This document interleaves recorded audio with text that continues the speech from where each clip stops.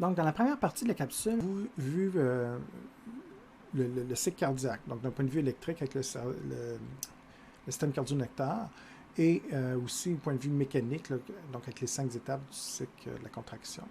À partir de maintenant, on va complètement changer de sujet, mais toujours au niveau du cœur, on va plutôt comprendre l'impact de différents facteurs physiques, exemple, qui peut affecter le déplacement de la circulation sanguine. Donc, qu'est-ce qui va favoriser le déplacement du sang, mettons, au niveau du cœur ou dans le circuit des vaisseaux sanguins? Donc, il y a quelques nouveaux concepts, mais vous allez voir, moi, c'est une partie que j'aime bien, c'est plus une partie compréhensive et de logique. Donc, il faut juste réfléchir un petit peu, pas partir les problèmes à l'envers. D'ailleurs, je vous passerai 2 séries d'exercices éventuellement pour vous aider à résoudre tout ça. Mais, en gros, c'est d'être capable, et c'est là la différence entre la personne qui apprend par cœur ou non. La personne qui apprend les définitions, puis les facteurs, puis les concepts par cœur vont de la misère à partir de maintenant. Quelqu'un qui visualise et qui comprend et qui y va avec la logique, c'est sûr qu'un petit peu de par cœur toujours, mais qui y va avec la logique, il va pouvoir appliquer. Et là, je peux vous donner n'importe quelle maladie ou mise en situation ou problème à résoudre, puis vous allez juste utiliser votre logique pour pouvoir les résoudre. Et c'est ça que je veux chez un futur infirmier ou infirmière.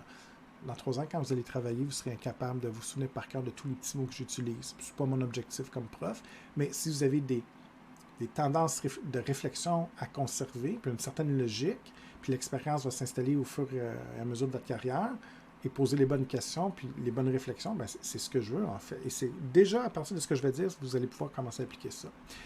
Premièrement, premier concept, c'est le débit cardiaque, en fait. Donc, à partir d'ici, c'est une définition, bon, donc on vous le définit ici, mais encore une fois, je disais tantôt, c'est une affaire d'image. Donc, un débit cardiaque, on vous dit de façon scientifique, OK, c'est la quantité de sang propulsé par un seul ventricule par unité de temps, par minute. L'unité, c'est litres par minute. Bon, parfait. Puis je vous dirais que chez un être humain, c'est autour de 5,2, 5,3 litres minute, qui est un débit normal. Quand je parle de l'être humain, c'est comme la température corporelle, qui est toujours autour de 37. Ben, un petit bébé de 6 mois, adulte, vieillard, homme, femme, on veut toujours autour de 5 litres minute comme débit pour se maintenir en vie. Donc ça, c'est une définition très littéraire, très scientifique. L'image que tu peux garder en tête, puis souvent vous confondez ça avec le volume systolique. Donc je disais que c'était la quantité de sang qui sort des ventricules, mais ça c'est un volume. C'est quoi la différence avec un débit cardiaque? C'est la quantité de sang qui sort aussi. Mais il y a le terme minute, donc une unité de temps. Et ça change tout. Fait que si je vous dis que vous avez, je ne sais pas moi, 20 millilitres qui sort du ventricule, ça c'est un volume systolique. Mais si je vous dis 20 millilitres par minute, c'est plus la même information. Puis si je vous dis 20 millilitres par seconde, c'est pas la même information. Puis 20 millilitres par heure, qu'est-ce que vous déduisez? Je ne vais pas rentrer dans la physique, mais il y a une notion de vitesse ici, l'unité de temps. Fait que si vous sortez 20 millilitres, c'est un volume systolique, c'est un volume. Mais si je vous dis que vous sortez 20 millilitres à l'heure, ben ça prend du temps, hein? Ça ne va pas vite. Puis si je vous dis 20 millilitres seconde, ben là, ça va vite. Là, il y a une notion de vitesse. C'est ça la nuance entre le débit cardiaque et le volume. Puis ça, il faut bien la saisir, parce que des fois, ça vous mélange un petit peu. Puis l'image que je veux que vous gardiez en tête, pensez à une rivière puis un lac. Un lac peut avoir un grand volume d'eau, c'est un grand lac, mais le débit peut être lent. L'eau ne bouge pas, elle est stagnante, donc le débit est nul. Par contre, si vous prenez une petite rivière ou un petit ruisseau très rapide, et l'écoulement, parce que c'est en montagne, se fait très rapidement, le débit est élevé, mais le volume est peut-être moins grand au total, mais il y a un débit en termes de vitesse. Donc, au point de vue du cœur, c'est la même chose. Comme un lac, une rivière. La quantité de sang qui sort des ventricules, c'est une chose, mais la rapidité que le sang, avec laquelle le sang peut être expulsé amène une notion de plus. Et c'est pour ça que la formule ici, qui est un peu de par cœur du début cardiaque, ben, il y a une notion de volume avec le volume systémique, puis une notion de temps avec la fréquence cardiaque aussi. Donc, la fréquence cardiaque et le volume systolique vont influencer le débit.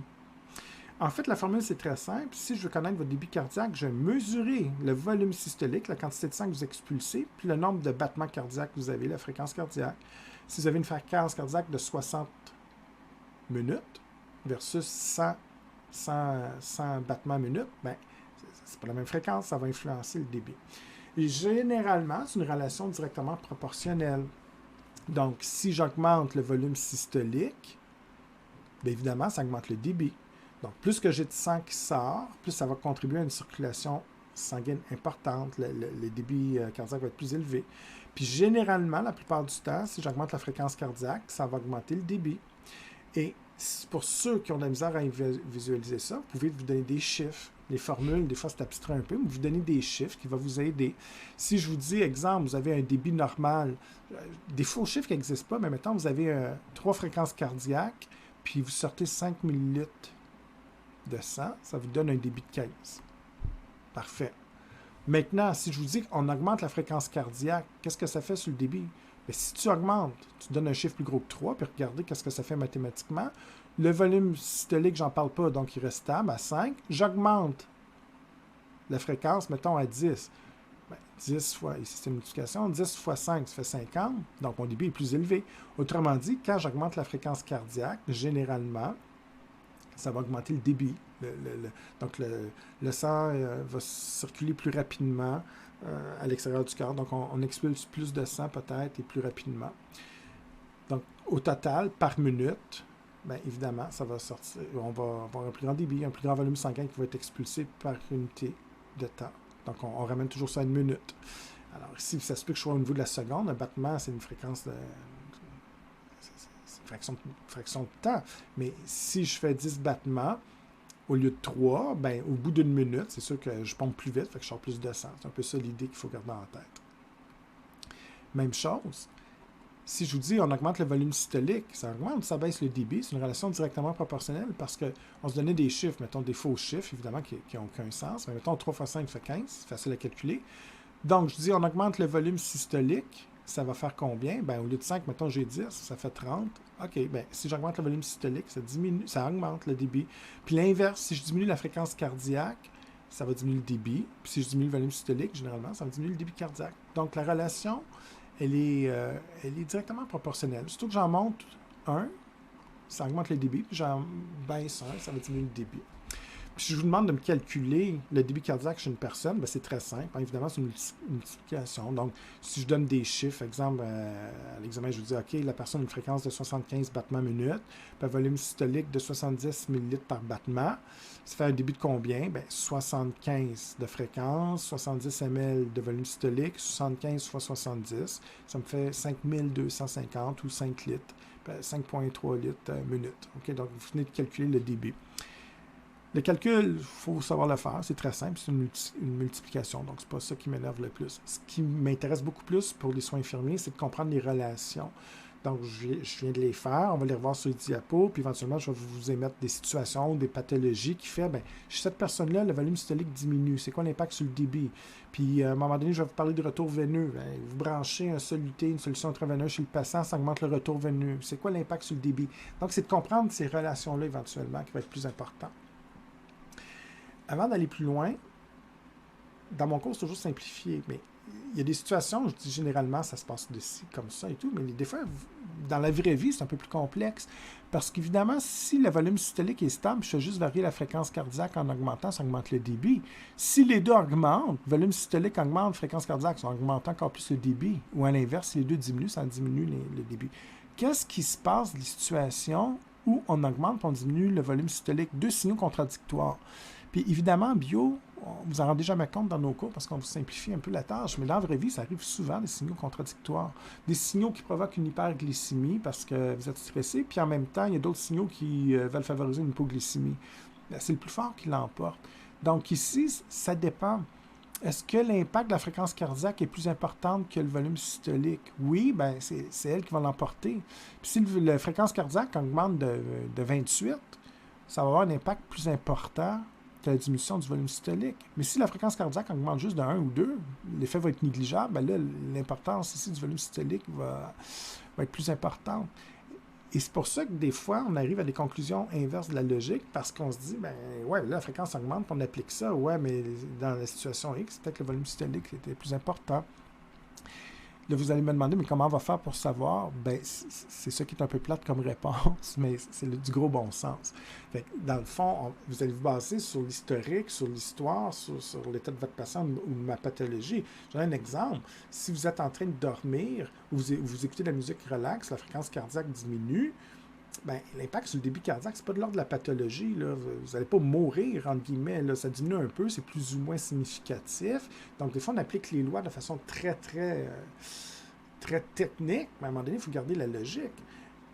La personne est complètement déshydratée, puis là, le volume systolique est très, très faible. Ben, ça a plus d'impact que si tu es en train de lire un livre chez vous, puis que, bon, le volume systolique augmente un peu, diminue un peu, dépendamment de la situation. On verra tantôt. Là, je ne vais pas rentrer là-dedans pour tout de suite, mais c'est là qu'il faut se baser un petit peu sur la logique de la situation.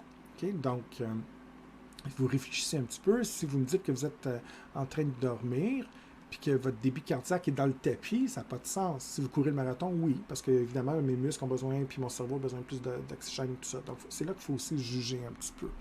Donc, il faut faire attention à ça. Puis l'autre chose que je vais attirer votre attention quand vous allez faire des problèmes, le volume systolique, la fréquence cardiaque augmente, diminue, mais le volume systolique, à un moment donné, je ne peux pas l'augmenter de façon exponentielle.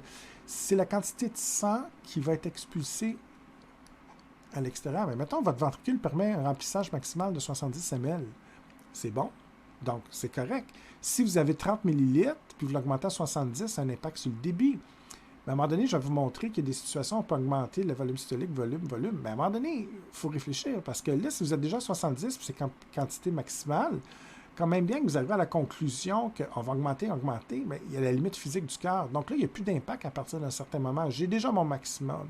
Fait qu'à partir de là, quand même bien que je vous explique qu'il y a encore plus de facteurs qui augmentent le volume systolique, je ne pourrais pas augmenter davantage le débit. C'est la fréquence cardiaque qui va avoir plus d'impact. Donc, aussi cette logique-là, qu'à un moment donné, les ventricules sont pleins. On ne peut pas aller plus loin. Donc, en gardant ça en tête, c'est là que la pratique, il faut en tenir compte et qu'il n'y a pas juste l'aspect théorique.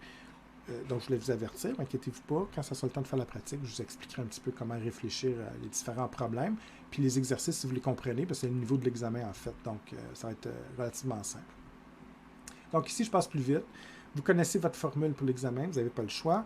Vous comprenez pour faire le calcul et vous comprenez ce que j'ai dit en aide-mémoire ici. Si j'augmente le VS, bien, normalement, le volume systolique, si je l'augmente, bien, plus j'expulse de sang à l'extérieur du cœur, des ventricules. Bien, si le volume augmente, ça augmente le débit. Puis à l'inverse, s'il est plus faible, bien, ça diminue le débit. Puis ce que j'expliquais tantôt, j'augmente la fréquence cardiaque, ça devrait contribuer à augmenter le débit aussi et vice-versa. En fait, ce qui nous vaut, c'est la question ici. On entend souvent ça. Je vais essayer de l'expliquer. En fait, c'est une question de débit. Si je compare un poupon, exemple, si vous travaillez avec les petits bébés, avec les femmes enceintes et tout, vous allez vous rendre compte que les chiffres pour une fréquence cardiaque par rapport à l'adulte, c'est complètement faux. Hein? Ce n'est pas les mêmes normes. La fréquence cardiaque est beaucoup plus élevée chez un petit bébé. Puis, vous allez entendre parfois aussi que la fréquence cardiaque est plus élevée des fois chez une femme qu'un homme, en moyenne. Il faut faire attention. Puis, c'est vrai, en fait, c'est pas un mythe. Ça s'explique tout simplement pour une raison très, très physique, physiologique. Et avec les notions de débit que je vais vous expliquer, vous allez être capable de m'expliquer ça. Donc, je vous pose la question, pourquoi qu'un petit bébé ou une femme enceinte, pardon, c'est pas ça que je voulais dire, une femme, un exemple de petite taille, par rapport à un homme de grande taille ou un petit bébé, la fréquence va varier. Tout ce que vous avez à savoir pour expliquer ça, c'est que tout être humain, bébé, femme ou homme ou athlète, parce qu'on entend ça aussi, un athlète, le débit n'est pas pareil que chez la fréquence cardiaque n'est pas pareille que chez un homme pas en santé. Fait qu'un homme athlétique, pourquoi lui, sa fréquence cardiaque est plus basse que quelqu'un qui n'est pas en santé? Donc, on s'explique. Homme athlétique, femme athlétique ou pas athlétique, bébé, on a besoin de 5 litres minute. Le débit pour tout être humain, peu importe votre condition, âge, sexe, on doit avoir un 5 litres. Et là, ça devient très mécanique. Si on a un cœur de petite taille, donc un petit mini-cœur de bébé versus un cœur d'un homme de 35 ans athlétique, un cœur de géant, donc un athlète de niveau olympique par rapport à moi, évidemment, bien, il s'est tellement entraîné et tout, ça se peut que son cœur soit hypertrophié, qu'il soit plus gros et tout ça. Mais que ce soit un cœur gros ou petit, et là, vous comprenez la différence entre les sexes aussi. C'est pour ça que je disais généralement, une femme de petite taille de 5 et 2, généralement, les femmes sont un peu plus petites que les hommes, mais pas toujours, bien, va avoir un cœur plus petit qu'un gars de 6 pieds 2. Mais une femme de 6 et 2, qui est bien charpentée, puis un garçon de 5 pieds 1, ça peut être l'inverse. Donc, il faut faire attention. C'est pas pas tant relié au sexe qu'à la morphologie du cœur. Donc, la vraie logique ici, que vous soyez un petit bébé avec un petit cœur, ou une personne, peu importe son sexe, avec un petit cœur, ça a un impact par rapport à quelqu'un qui a un grand cœur, un cœur hypertrophié, ou un athlète qui a grossi son cœur par des entraînements cardiovasculaires. Dans les deux cas, j'ai besoin de 5 litres de débit. Donc, évidemment, je pose la question, si c'est un cœur énorme et de géant qui se contracte, est-ce que le volume systolique est fort ou faible? Donc, la quantité de sang va être forte ou faible? Évidemment, le volume systolique est beaucoup plus fort parce que le ventricule, c'est plus gros, j'ai plus de place, je vais le remplir un peu plus. Donc, exemple, j'ai 20, je donne des chiffres par rapport, mais mettons 20 millilitres de sang ici. Mais le minuscule cœur de bébé, lui, qui sort 2 millilitres parce que son ventricule est miniature, des faux chiffres en passant, ben, c'est sûr que son VS est plus faible. Mais les deux doivent atteindre 5 litres. Fait que lui, c'est sûr qu'en une contraction, exemple, 10 fois plus de sang, ça ne sera pas long. Une contraction, 2, 3, j'ai déjà atteint mon 5 litres. Ben, façon de parler. Ça ne balance pas mathématiquement, c'est juste une façon d'illustrer. Alors que lui, juste avec son 2 millilitres, il n'arrive pas à son 5 litres. Son volume systolique est plus faible. Si son volume systolique est plus faible, comment il peut compenser? Souvenez-vous, j'ai la fréquence cardiaque fois le volume systolique pour avoir un débit cardiaque de 5 litres minute, mettons, pour faire un chiffron. Bien, si le volume systolique est faible, comment il compense pour avoir son 5 litres? C'est qu'il va augmenter la fréquence cardiaque. Et c'est pour ça qu'un poupon a une fréquence plus élevée. Parce que comme il ne sort pas beaucoup de sang et que son volume systolique est faible, il va contracter de façon beaucoup plus rapide. OK, je sors plus de sang, mais en me contractant plus vite par minute, je vais en sortir plus souvent. Fait que si j'en sors plus souvent, je vais arriver à mon 5 litres après une minute. Alors que le cœur de géant ou bien entraîné, qu'est-ce qui arrive? Bien, lui, il n'a pas besoin de contracter très fort. Parce que déjà, quand je contracte, je donne des faux chiffres, mais mettons, je dirais, je sors 3 litres de la shot, ce qui est impossible. Bien, j'ai déjà la moitié de mon volume. Fait qu'à une deuxième contraction, j'ai mon 5 litres. J'aurais besoin de faire 2 contractions minutes, ce qui est impossible, évidemment. Mais c'est juste pour vous donner une idée. Donc, plus ton cœur est gros, plus qu'il y a de sang qui rentre, plus qu'il y a de sang qui rentre, plus que le VS est fort. Donc, si le volume systolique est élevé, bien, j'atteins mon 5 litres plus rapidement, mon débit va être atteint plus rapidement. Donc, c'est une façon de compenser. Puis, évidemment, s'il avait la même fréquence que le bébé, bien, il défoncerait son 5 litres. C'est pas mieux avoir trop, là, ça amène des problèmes de pression et tout. Donc, on ne veut pas un débit cardiaque trop élevé. On veut juste le bon débit cardiaque pour s'assurer que la circulation sanguine se fasse bien dans l'ensemble de l'organisme. Pardon. Donc, à ce niveau aussi, on contrôle notre fréquence cardiaque, notre volume systolique pour s'assurer qu'en dedans d'une minute, on a à peu près 5 litres pour se maintenir en santé. Donc, c'est pour ça que des fois, quand vous attendez des gens sportifs ou en santé, puis on vous dit que la fréquence est plus faible, ben c'est justement, ça témoigne que le cœur a été hypertrophié et donc on a moins besoin de contracter pour pouvoir avoir notre 5 litres. C'est relativement important, évidemment, parce que si vous travaillez avec des petits poupons, bien, vous ne pouvez pas appliquer les mêmes fréquences cardiaques qu'à une personne de grande taille, exemple, qui est entraînée. Ici, on vous présente la notion de réserve cardiaque, qui est en fait une notion simple, mais qu'il ne faut pas mélanger avec la notion de réservoir qu'on va voir plus tard. Donc, peut-être qu'en soins, ils ont déjà expliqué qu'on a des réservoirs sanguins. Ça veut dire que la peau, les veines, vont stocker une quantité de sang que si jamais on fait un sport ou qu'on a besoin d'une quantité supplémentaire de sang, on va aller piger dans les réservoirs, exemple, au niveau de la peau, pour réinjecter un supplément de sang pour combler nos besoins. Mais là, il faut faire très attention parce que ce que je viens de dire, c'est la notion de réservoir, ce qui n'a aucun rapport avec la notion de réserve. Donc là, mon but, c'est que vous distinguiez les deux. Fait que la notion de réservoir, c'est une chose qu'on verra dans la session, mais j'en parle déjà parce qu'il y a des gens qui ont déjà cette notion-là. Donc, ça n'a aucun rapport. On oublie ça. Maintenant, ça n'existe plus.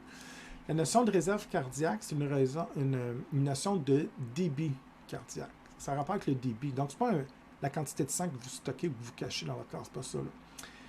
La réserve cardiaque chez les gens en santé, ça veut dire qu'on a une différence de débit cardiaque au repos et à l'exercice, à l'effort.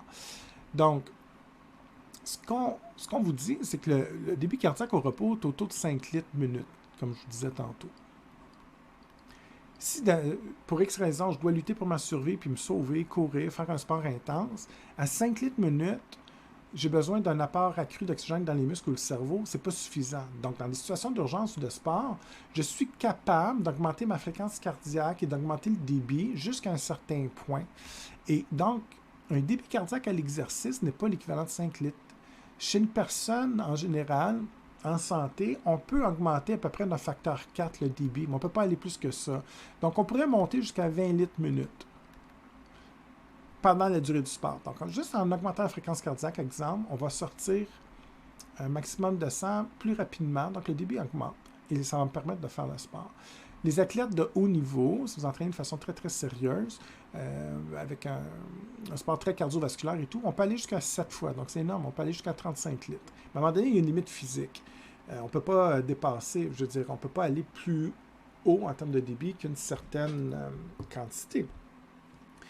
Donc, une réserve cardiaque, ça veut simplement dire la différence entre le débit cardiaque à l'effort, à l'exercice par rapport au repos. C'est la différence entre les deux.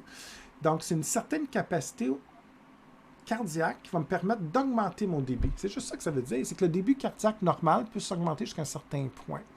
Et ici, la réserve cardiaque, dans l'exemple classique, si je peux avoir un débit de 20 à l'effort versus 5 au repos, la réserve est de 15 litres minute.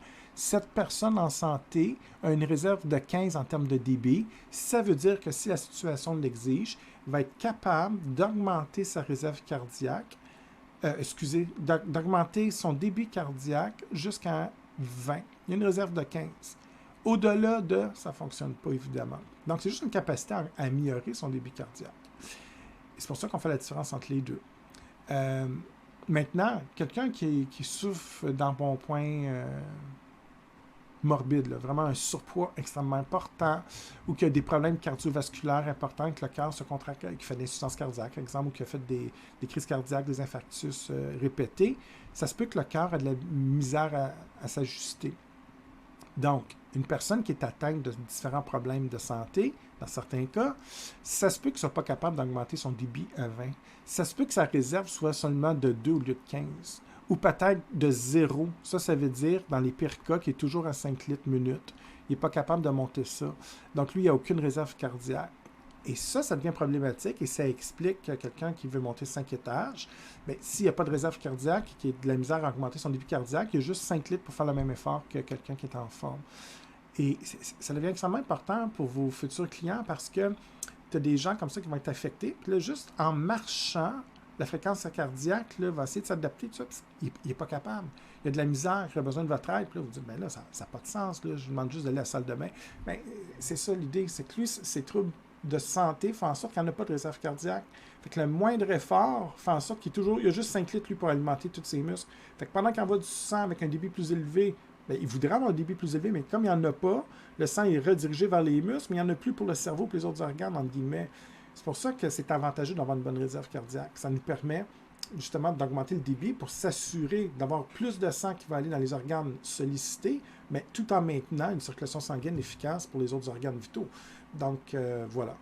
Alors, si je résume, la réserve cardiaque, c'est simplement la différence entre un débit cardiaque à l'effort versus repos, et c'est cette capacité à améliorer notre débit, en fait, pour, exemple, faire un exercice. Maintenant, il y a différents agents qui vont modifier la fréquence respiratoire. Généralement, donc, on va distinguer deux termes, deux mots un peu particuliers peut-être. Donc, il y a des agents, mais des facteurs aussi dans une idée plus large, qu'on va appeler des facteurs ou des agents chronotropes et inotropes. Donc, il faut vous distinguer les deux termes. Généralement, les facteurs ou agents chronotropes, c'est ceux qui vont augmenter ou diminuer la fréquence cardiaque. Okay? Donc, on se souvient tout le temps de la formule fréquence cardiaque fois volume systolique donne le débit cardiaque. Quand je vais augmenter le débit cardiaque, soit j'affecte la fréquence cardiaque en augmentant la fréquence, ou j'augmente le volume systolique, ou j'augmente les deux. Mais les agents chronotropes vont en fait augmenter ou diminuer la fréquence cardiaque. C'est comme ça qu'on les classe. Et comment c'est possible? Bien, on va modifier l'activité du système électrique du cœur, du système cardio-nectaire qu'on a déjà étudié. Donc, il y a des agents comme ça qui vont avoir un effet stimulateur sur le cardio-nectaire ou inhibiteur, et ça va faire en sorte qu'on va produire plus de courant électrique, des flux électriques au niveau du nœud sinusal, exemple. Au contraire, on va diminuer, ce qui va affecter éventuellement la fréquence. Quand c'est des agents inotropes ou des facteurs inotropes, dans ce cas-ci, c'est l'ensemble des facteurs qui vont modifier le volume systolique. Donc là, c'est le deuxième facteur qui affecte le débit cardiaque. Et comment c'est possible d'affecter le volume systolique? Généralement, ça affecte sur les muscles, les myocytes. OK, ici, force de contraction. Donc, c'est le terme que je cherchais. Alors, les agents inotropes, généralement, vont favoriser une contraction musculaire plus forte et plus efficace, qui fait en sorte qu'en se contractant plus fort, bien, il y a plus de sang qui va sortir. Donc, ça augmente le volume systolique. Si j'augmente le volume systolique, ça augmente le débit. Au contraire, on va relaxer ou affaiblir les contractions musculaires, bien, ça va diminuer le volume systolique, donc diminuer le débit. En d'autres mots, les agents chronotropes ou inotropes affectent le débit cardiaque, mais de deux façons différentes. Soit que j'agis sur le système électrique cardio-nectaire pour modifier la fréquence cardiaque, donc le nombre de battements minutes. Au contraire, je vais jouer directement sur les cellules musculaires pour favoriser l'expulsion d'un plus grand volume de sang ou une diminution de volume sanguin. Maintenant, ici, on vous montre en bleu et en rouge les principaux agents chronotropes ou inotropes positifs ou négatifs qui viennent de votre manuel. En fait, il y en a beaucoup plus. J'ai marqué les plus importants ici.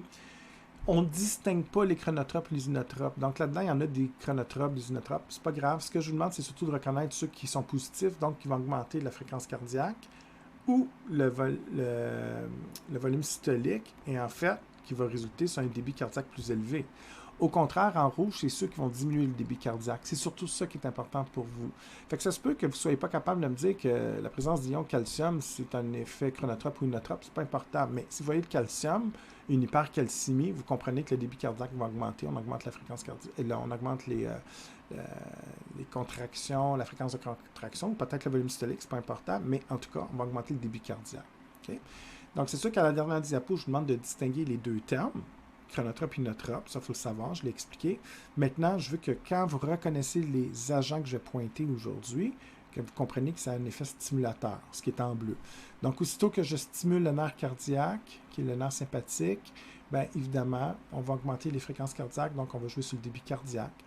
Si on a plus d'ion calcium de disponible, ça va permettre également une augmentation du débit cardiaque. Donc, ça, c'est un effet stimulateur au niveau cardiaque. L'adrénaline ou la noradrénaline, donc qui peut être le neurotransmetteur de l'hormone, qui va aussi stimuler le débit cardiaque. Entre parenthèses, pour votre intérêt, on vous explique les mécanismes, exemple les récepteurs B1 qu'on a vu à la dernière session, qui va favoriser donc l'entrée de calcium, mais on ne va pas aussi loin dans le cours. C'est vraiment pour votre intérêt. Par contre, si vous voyez le mot adrénaline, noradrénaline, là, vous n'avez pas le choix de me dire que ça augmente le débit cardiaque, ça va stimuler c'est un effet stimulateur sur le système cardiaque, évidemment. Les hormones T3, T4, les hormones thyroïdiennes, donc là aussi, ça augmente le métabolisme. On stimule aussi également le bêta-1, donc on va favoriser également le débit cardiaque. Le café, comme vous le savez, la nicotine peut avoir cet effet-là. Des fois, on a un effet inverse, mais généralement, c'est un stimulateur cardiaque. Certaines drogues, exemple, la cocaïne, entre parenthèses, empêche l'élimination de noradrénaline, donc elle reste plus longtemps, stimule plus longtemps le cœur. Puis les médicaments qu'on utilise en cardio, comme la digitaline, qui va être là aussi pour stimuler. Donc ici, on est vraiment dans les agents positifs. Au contraire, si on stimule le nerf vague, qui est parasympathique, si on augmente les ions potassium, donc là, on va favoriser la repolarisation, ça veut dire qu'on va stimuler moins au niveau cardio-nectaire, le cœur. Donc ça diminue le débit cardiaque. L'acétylcholine, qui est un neurotransmetteur associé, en fait, c'est un peu l'inverse de la noradrénaline, est associé au parasympathique, au nerf vague. Donc, on favorise encore une fois les canaux potassium, la sortie de potassium. Donc, on repolarise, on retourne au repos, donc on empêche la contraction. Tous les médicaments que vous allez utiliser qui sont des inhibiteurs calciques, donc qui ferment les canaux calcium, ça empêche l'entrée de calcium. S'il n'y a pas de calcium, je n'ai pas l'effet plateau, pas de stimulation, pas de dépolarisation et tout ça, donc on ne contracte pas. Les bêta-bloquants aussi, vous bloquez les récepteurs bêta, donc exemple bêta-1, il y en a d'autres également, bien, dans ce cas-ci, vous allez inhiber aussi, diminuer le débit cardiaque. Donc ici, c'est important de comprendre lesquels vont stimuler versus bloquer ou avoir un impact négatif sur le cardiaque. Deuxième facteur extrêmement important en soins infirmiers, donc le premier facteur, c'était vraiment le débit cardiaque, on a parlé beaucoup avec le volume systolique fréquence. Maintenant, le retour veineux, c'est très important de bien le comprendre. Le retour, on revient par les veines, donc essentiellement, c'est la quantité de sang qui revient au cœur. Exemple par la veine cave, qui ramène le sang veineux de l'ensemble de l'organisme. Donc le retour veineux, je vais marquer RV ici, au niveau de l'oreillette droite, c'est la quantité de sang comme ça qui va revenir. Donc, ce que je veux que vous imaginiez, en fait, c'est que si je vous dis qu'il y a une situation X ou Y et qu'on augmente le retour veineux, ça veut dire qu'il y a plus de sang qui revient au cœur. Et s'il y a plus de sang qui revient au cœur, ça va affecter le volume systolique. Parce qu'évidemment, plus de sang qui revient au cœur, s'il y en a plus qui rentre, il y en a plus qui va sortir, évidemment. Okay? Donc, dans ce cas-ci, le retour veineux, c'est la quantité de sang qui retourne au cœur. On parle d'un autre concept qui est relié au retour veineux, la précharge. Donc, pré, ça veut dire avant. Avant la contraction. C'est la charge vasculaire avant la contraction des ventricules. Fait que si je refais un cœur comme ça ici, la précharge, c'est le volume de sang qui s'accumule dans le ventricule, droit ou gauche, avant sa contraction. Alors, je vous pose la question, parce que souvent, c'est ça qui va vous mélanger. On va vous dire, OK, j'augmente le retour veineux, quel est l'impact sur la précharge, le volume systolique, sur le débit, puis là, vous êtes tout mélangé. Mais si vous visualisez, ça devient simple. Puis si vous connaissez un petit peu vos définitions. Donc, la précharge, c'est avant la contraction. Alors, déjà, je fais un petit exercice rapide. Si je vous dis qu'on augmente le retour veineux, l'exemple classique, la personne boit de l'eau, mettons, elle boit 1 litre d'eau. Donc, il y a plus de liquide qui va être assimilé dans le réseau sanguin après digestion. Ça va augmenter le plasma sanguin. Vous injectez une solution intraveineuse, un soluté chez votre patient, c'est la même chose. Vous ajoutez du liquide au réseau vasculaire, puis encore plus direct, parce que vous branchez dans une veine. Donc, que ce soit en buvant ou en injectant une solution intraveineuse dans un acte médical, l'impact est pareil. Il y a plus de liquide dans les vaisseaux sanguins. Plus de liquide, bien, il y en a plus qui revient, donc ça contribue à augmenter le retour veineux. Et si j'augmente le retour veineux, qu'est-ce que vous pensez que ça fait sur la précharge? Bien, si j'ai plus de sang qui retourne dans les ventricules, bien, mon ventricule va être plus plein, donc la précharge augmente. Et si la précharge augmente, puis j'ai plus de sang dans le ventricule, qu'est-ce que vous pensez que ça va faire sur la sortie du sang? Donc, sur le volume systolique, est-ce que ça va augmenter le volume systolique? Ça va diminuer? Bien évidemment, ça augmente le volume systolique. Parce que si j'ai plus de sang qui rentre, qui revient, plus de sang qui remplit le ventricule, bien, quand le ventricule va se contracter, ça va évidemment expulser une quantité plus importante de sang. Donc, en d'autres termes, ça augmente le volume systolique. Donc, tout ça est relié. Et il y a une loi qui s'appelle la loi de Starling, qui, en fait, c'est une loi très simple. Tout ce que ça dit, c'est que plus que la précharge est élevée, plus que les myocytes vont être étirés. Donc, c'est comme un élastique. Si vous étirez un élastique, vous le lâchez, il revient. Étirez-les au maximum, relâchez-les, il va revenir pas mal plus vite, plus fort. Donc, ce que ça dit, la loi de Starling, c'est que plus il va y avoir de sang dans le ventricule et que la précharge va être élevée, plus les myocytes vont être étirés. Et s'ils sont étirés, quand vous allez les relâcher, ils vont se contracter avec beaucoup plus de force, comme un élastique. Donc, la relation, c'est qu'il faut comprendre que plus qu'il y a de sang, plus qu'on contracte fort, à cause de la loi de Starling. Donc, plus les myocytes vont se contracter fort, puis évidemment, ça va augmenter le volume systolique. Il y a plus de sang qui va être éjecté. Donc, une relation directement proportionnelle entre les trois événements que je viens de vous expliquer. Et tout ce que je viens de vous dire est résumé ici, sur cette figure. Donc, deux cas de figure en bleu et en rouge, ça illustre la réflexion à l'intérieur de votre cerveau. En fait, ce que j'aimerais, c'est que vous raisonniez comme ça. Fait que chaque petite flèche, là, c'est un peu comme le raisonnement logique. Puis, une fois que vous comprenez ça, bien après, ça va l'appliquer à des exercices, exemple, des mises en situation qu'on verra éventuellement. Donc, exemple, augmentation du retour veineux. Je parlais de l'effet de boire ou une solution intraveineuse que vous injectez. Augmente le retour veineux. Donc, plus de sang qui revient au cœur, c'est ce que ça veut dire. Plus de sang qui revient au cœur, donc il y en a plus qui va remplir les ventricules. Parce qu'évidemment, si j'ai plus de sang qui revient au cœur, j'en ai plus dans le cœur. Si le retour veineux diminue, j'ai moins de sang qui revient. Donc, retour veineux qui augmente, plus de sang qui revient au cœur, donc il y en a plus qui s'accumulent dans les ventricules. Ça veut dire qu'il y a une précharge plus importante. Et s'il y a plus de sang qui remplit le ventricule, avec la loi de Starling qu'on vient de voir, bien évidemment, il y a plus de sang qui va sortir. Donc, un retour veineux qui augmente la précharge, augmente l'expulsion de sang, augmente la quantité de sang injecté, donc le volume systolique augmente. Et si on fait un lien avec les premières diapos que je vous parlais tantôt, bien, je reviens avec la formule débit cardiaque est égal au volume systolique fois la fréquence cardiaque. Donc, si le retour veineux, en augmentant la précharge, augmente le volume systolique, c'est quoi l'impact sur le débit? Bien évidemment, ça va augmenter le débit cardiaque. Donc, vous en rendez pas compte, mais à chaque fois que vous allez injecter une solution intraveineuse chez un patient, et ça c'est un acte courant, évidemment, vous le savez, pour brancher un soluté dans une veine, bien, à chaque fois, dites-vous, vous augmentez le débit cardiaque.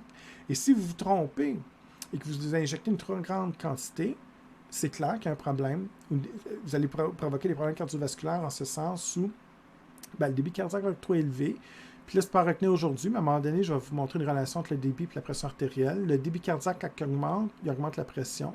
Fait que si vous faites ça chez un patient qui est déjà en hypertension, vous injectez un trop grand volume de liquide dans les veines parce que vous êtes trompé sur le paramétrage de votre appareil.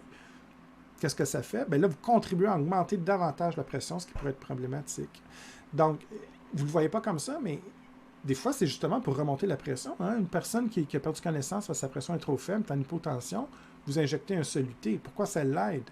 Bien, dans ce cas-ci, vous donnez du liquide, retour veineux, précharge élevée, augmente le volume systolique, augmente le débit, remonte la pression. Donc, c'est une façon indirecte d'augmenter la pression, évidemment. Vous avez l'autre cas de figure. Donc, qu'est-ce qui arrive si vous avez un retour veineux plus faible? Exemple, si la personne est déshydratée de façon sévère. Il y a moins de liquide en circulation parce que vous avez perdu de l'eau, exemple au niveau du plasma sanguin.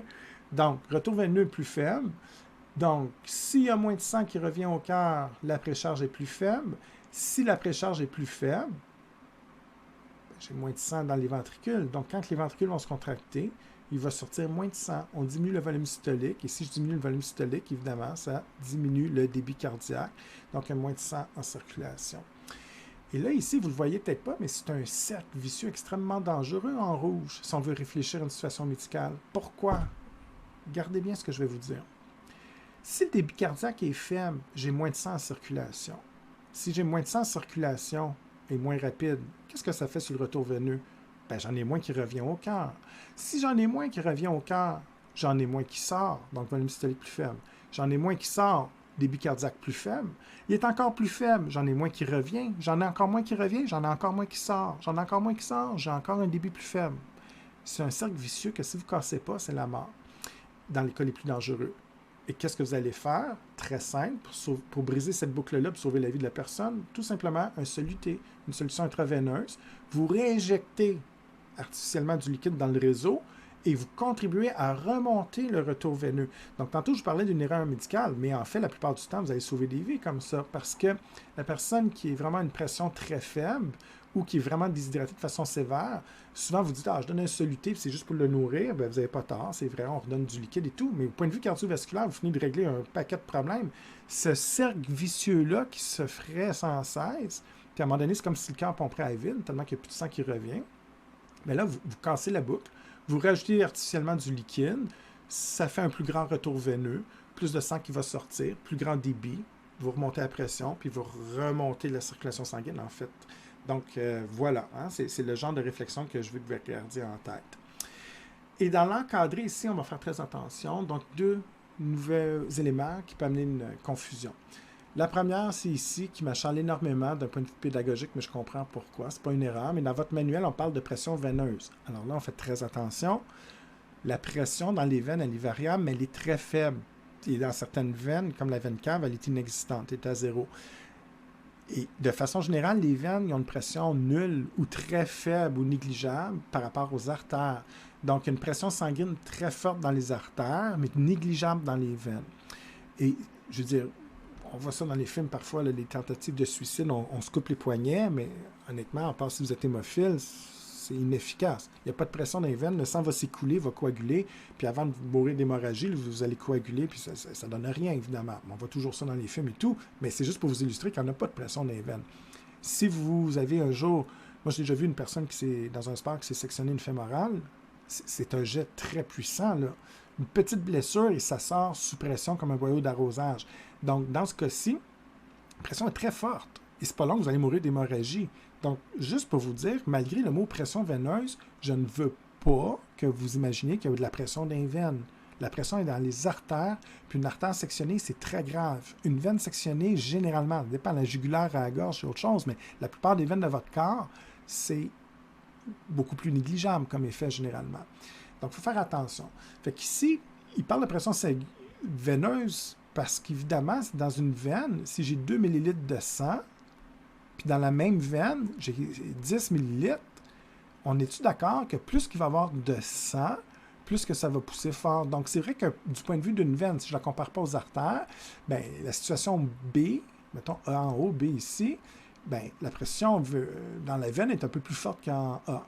Mais ça, on va traduire ça autrement. Pression veineuse, ce qui voulait dire, en fait, même si ce n'est pas faux de dire ça, c'est volume de sang. Donc, ce que j'aime mieux que vous traduisez, pour ne pas avoir de confusion, c'est que le volume de sang dans les veines, s'il augmente, exemple, si vous buvez de l'eau, si vous injectez une solution intraveineuse, ça augmente la quantité de liquide dans les vaisseaux sanguins, incluant les veines. Donc, pression veineuse, traduisez ça par j'ai une plus grande quantité de sang. Si j'ai plus de sang dans les veines, ben, j'en ai plus qui revient au cœur, donc ça augmente le retour veineux et tout ce qu'on a expliqué tantôt. L'autre facteur qu'il faut comprendre, que je n'ai pas parlé encore, jusqu'à une certaine limite, la diastole ventriculaire va avoir un impact, jusqu'à une certaine limite. Donc, si j'ai les ventricules ici, je vous ai déjà dit, quand j'ai expliqué le cycle de contraction, que la durée de la diastole peut être courte ou élevée. On peut ajuster jusqu'à un certain point la diastole ventriculaire. Donc, si j'augmente la durée de la diastole, puis elle dure plus longtemps, ça donne plus de temps pour remplir le ventricule. Donc, le temps de remplissage va augmenter. Ça laisse la chance de remplir le ventricule bien plein.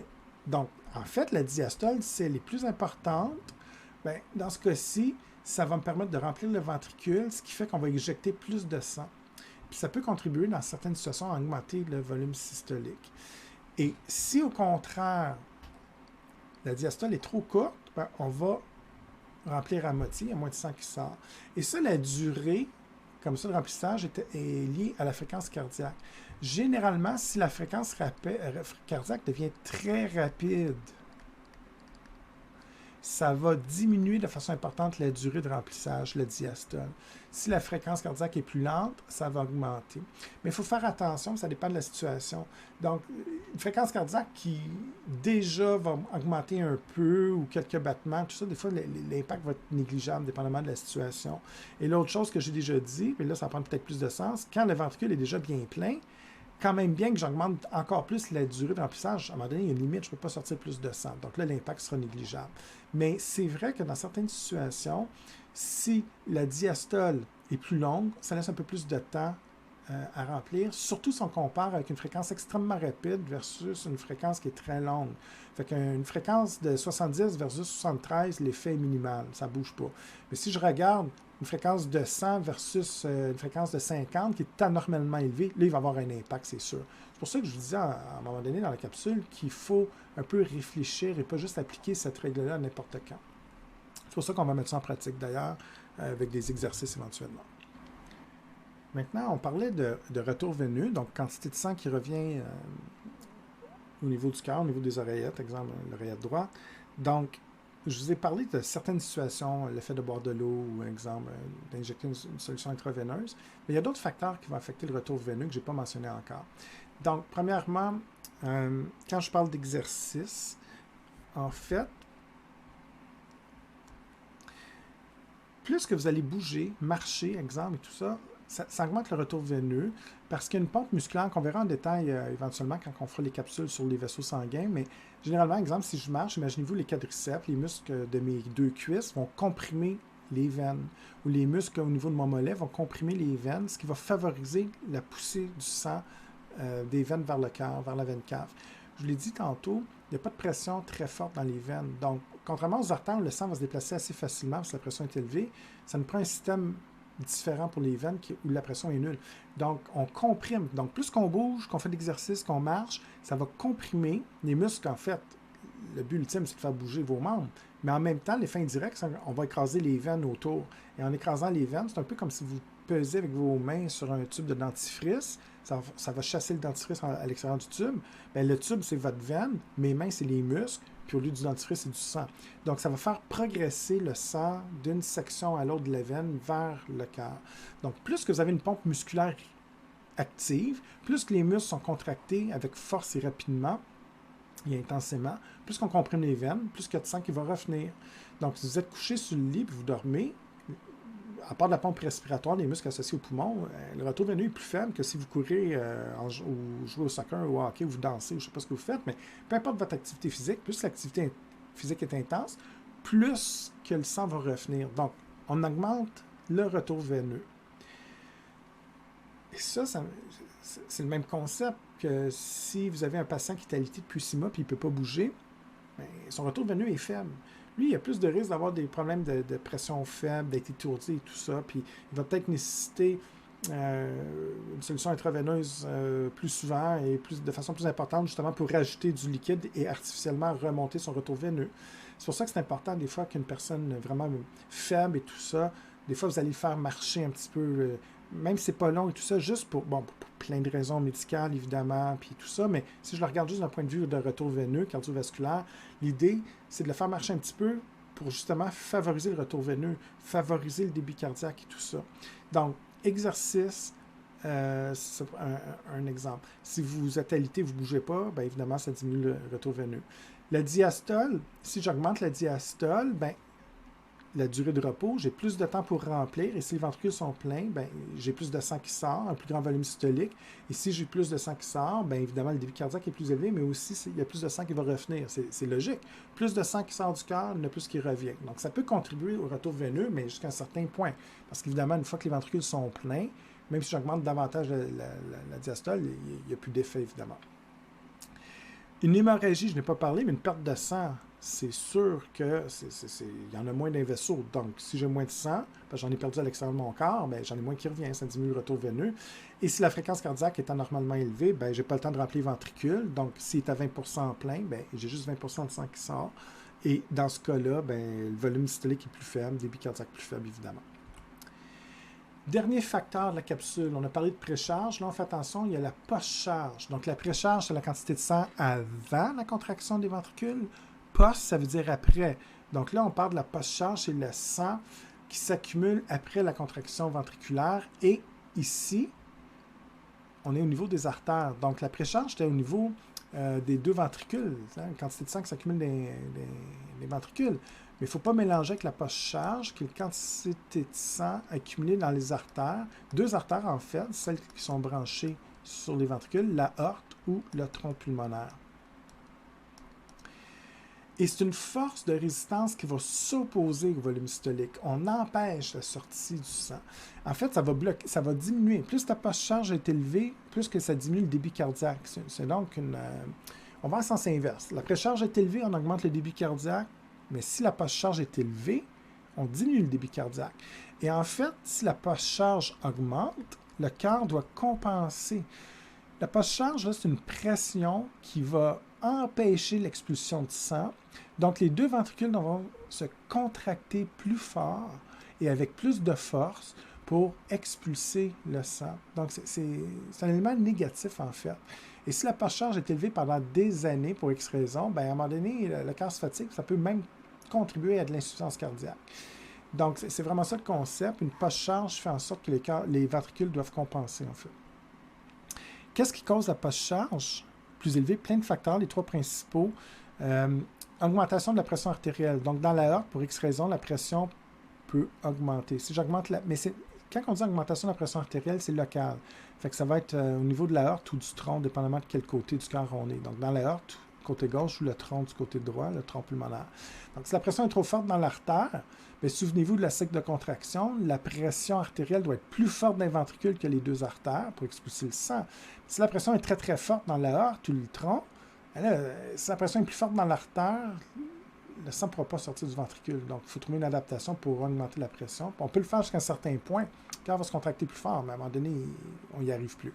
Donc, augmentation de la pression artérielle au niveau des deux artères. L'artérosclérose, maladie dégénérative des artères.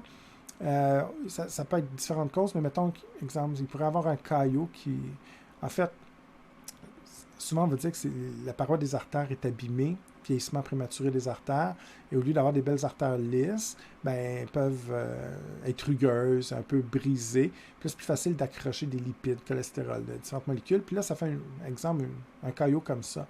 Là, évidemment, si c'est au niveau de l'aorte, le sang circule plus difficilement ici.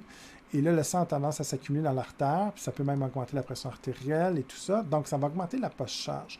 Fait qu'une augmentation de la pression artérielle dans l'aorte, exemple ici, le dépôt d'un caillot, d'une plaque de graisse qu'on appelle l'athérome, exemple ici, va contribuer aussi à à bloquer la circulation sanguine, donc le sang s'accumule ici, puis ça va augmenter la post-charge. Une sténose, on utilise ça de façon générale en bio, pas juste pour les vaisseaux sanguins. Ça veut dire un rétrécissement d'un conduit. Ton artère, au lieu d'être grande comme ça, tu es venu au monde avec une malformation, exemple, puis elle est plus étroite, plus petite comme ça ici, bien, ça, c'est une sténose. Ça peut être pour n'importe quel conduit, mais quand vous voyez ce terme-là médical, ça veut juste dire un rétrécissement. Donc, évidemment, le sang, si c'est une sténose d'une de vos artères qui est plus étroite, mais le sang circule plus difficilement, évidemment. Donc, ça favorise un engorgement sanguin, puis une accumulation de sang qui va augmenter aussi la post-charge. Donc, si je reviens avec la post-charge, je vais vous montrer, c'est clair, c'est beaucoup plus facile. Si je dessine un caillot ici, donc ça provoque un rétrécissement de l'espace ou une sténose, il y a moins d'espace, mais qu'est-ce qui arrive quand le ventricule évacue le sang? Il y a une partie du sang qui va s'accumuler ici, puis il y en a juste une infime quantité qui va pouvoir être distribuée. Donc, ce qui va s'accumuler ici, c'est la post-charge. Et cette post-charge, c'est une force, une certaine pression qui va s'opposer. Si la pression est plus forte ici que dans le ventricule gauche, mettons ici c'est négatif, le sang ne pourra pas quitter. Il faut toujours que la pression soit plus forte ici pour quitter. Donc, plus la post-charge est élevée, plus que ça va nuire à l'expulsion du sang. C'est pour ça que le cœur ou les ventricules devront se contracter plus fort. Alors, c'est une force qui s'oppose, qui empêche l'expulsion du sang, qui va nuire au débit cardiaque. Évidemment, bien, les retours veineux, les agents qu'on a vus déjà, c'est un élément résumé. Donc, retour veineux, ça augmente, il y a plus de sang qui sort, volume systolique, c'est des choses qu'on a déjà vues, donc je ne reviendrai pas là-dessus. En fait, je vais plus profiter de cette diapo aussi pour tout résumer. Il n'est pas dans la deuxième édition de votre manuel, c'est la première édition seulement, mais c'est pas grave. Vous l'avez en diapo, puis c'est juste pour illustrer, résumer un petit peu. Alors là, on a vu beaucoup de facteurs, mais on va tout résumer ce que je dis là, depuis le débit cardiaque. Donc, première des choses, le débit cardiaque, c'est la quantité de sang par minute qui est expulsée au niveau du cœur.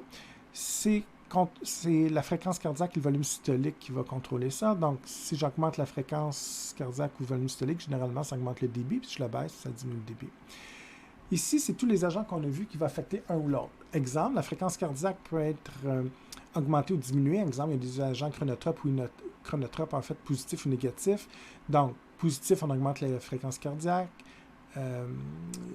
Négatif et inhibiteur, on a vu, exemple, tous les agents qu'on a déjà discutés, caffeine, adrénaline, peu importe. Donc, on affecte avec ces facteurs, ces agents, la fréquence cardiaque. Si la fréquence cardiaque augmente, bien évidemment, ça augmente le débit. Si le nombre de battements minutes diminue, ça diminue le débit cardiaque. Ensuite, on a vu des facteurs qui vont affecter le volume systolique. On a beaucoup parlé de retour veineux, quantité de sang qui revient. Donc, si vous êtes sportif et vous bougez un peu, pas besoin d'être très sportif, hein, juste marcher, ça augmente la pompe musculaire, ça augmente le retour veineux. Vous buvez, ça augmente le retour veineux. Vous êtes déshydraté, ça diminue le retour veineux, évidemment. Donc, si le retour veineux augmente, il y a plus de sang qui revient au cœur. Qu'est-ce que ça fait? Ça augmente la précharge. Si j'augmente la précharge, j'augmente le volume systolique, donc ça va contribuer à augmenter le débit. L'inverse, si je diminue le retour veineux parce que vous manquez de liquide, vous êtes déshydraté, diminue le volume systolique, diminue le volume systolique, diminue le débit. On a vu d'autres agents aussi qui peuvent affecter directement le volume systolique en affectant la contraction musculaire. Donc, on parlait ici d'agents inotropes. Donc, si le cœur se contracte moins fort, bien évidemment, le volume systolique est plus faible ou vice-versa. Et la post-charge, bien ici, c'est vraiment, donc si j'augmente la post-charge, parce qu'exemple, vous avez une sténose au niveau de la aorte, puis accumulation de sang ou un caillot qui bloque ou une plaque d'athérome, bien, si la post-charge est élevée, c'est une force qui s'oppose. Donc, ça va diminuer le débit. Plus que la post-charge est élevée, moins que de sang qui va sortir, et le volume systolique va être plus faible, donc ça va diminuer le débit cardiaque. Il faut faire attention, parce que le pré-charge avec le retour veineux, des fois, vous mélangez avec la post-charge. Donc, si je répète, le retour veineux, quand il augmente, ça augmente la précharge. Et si j'augmente la précharge, il y a plus de sang donc qui revient au cœur et il y en a plus qui va s'accumuler dans le ventricule. Avant contraction, c'est la précharge. Et s'il y a plus de sang qui revient au cœur, il y en a plus qui sort. Fait que ça augmente le volume systolique. Mais à l'inverse, si j'augmente la post-charge, bien là, dans ce cas-ci, ça va diminuer le volume systolique, le débit. Et si j'ai moins de sang qui sort, j'ai un débit plus faible, j'ai moins de sang qui revient. Puis évidemment, ça peut être une boucle, un cercle vicieux. Donc, ça résume. C'est pas mal ce que je viens de dire. Donc, Ce que je vous demande, avant de terminer la capsule, c'est de revoir à tête reposée chez vous l'ensemble de ces facteurs et posez-vous les questions. Est-ce que vous êtes capable de faire les liens que j'ai tenté d'expliquer? Est-ce que ça fait du sens? Si ça ne fait pas de sens, vous devez réétudier, relire le manuel ou me poser des questions. Si vous comprenez, exemple, que oui, j'augmente le retour veineux, OK, il y a plus de sang qui revient au cœur, fait qu'il y en a plus qui semble, c'est logique pour vous, parfait. Vous allez être capable d'appliquer ça à des exercices. C'est tout ce que je vous demande en fait, mais c'est une partie un peu plus compréhensive. Donc, c'est là que c'est important de visualiser un petit peu ces mots-là qui sont complexes, les visualiser sous forme d'images claires. Tu sais, retour veineux, précharge, peut-être pas évident, mais quand vous voyez dans votre tête un cœur avec plus de liquide qui revient, plus de sang qui revient dans le ventricule, puis qui sont bien pleins, puis ça veut dire qu'il y en a plus qui sort. Fait que le volume qui sort, ça s'appelle un volume systolique, donc il y en a plus. Ça devient beaucoup plus facile que juste apprendre une série de mots avec des définitions qui ne sont pas vos mots. Faites toujours l'exercice de mettre ça dans vos propres mots, beaucoup plus facile à comprendre. Sur ce, je vous laisse. Donc, je vous souhaite une bonne étude et on se revoit dans une prochaine capsule.